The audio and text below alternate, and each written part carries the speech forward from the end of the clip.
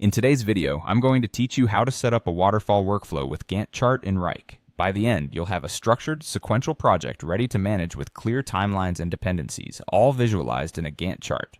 First, head to your Wrike dashboard. This is your home base where you can see spaces, projects, and recent work.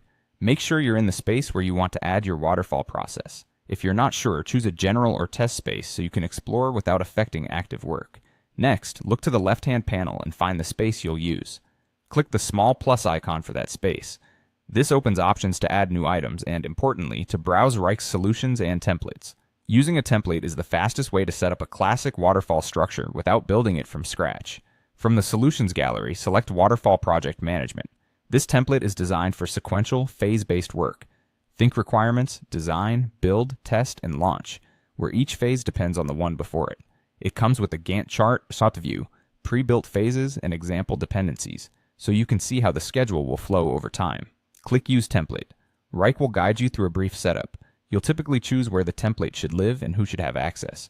If you're just experimenting, leaving defaults is fine. You can refine location and permissions later as your team gets involved. Now click Next to confirm. Wrike will create the structure for you in the chosen space. This may take a moment as it generates folders, tasks, and a timeline with dependencies that reflect the waterfall methodology. When the new project or folder appears, it will be highlighted in your workspace. Click the highlighted item to open it. You should see the template's content along with the Gantt chart view. The horizontal bars represent tasks and phases. The dates define duration, and the arrows indicate dependencies, showing exactly what must finish before the next piece can start.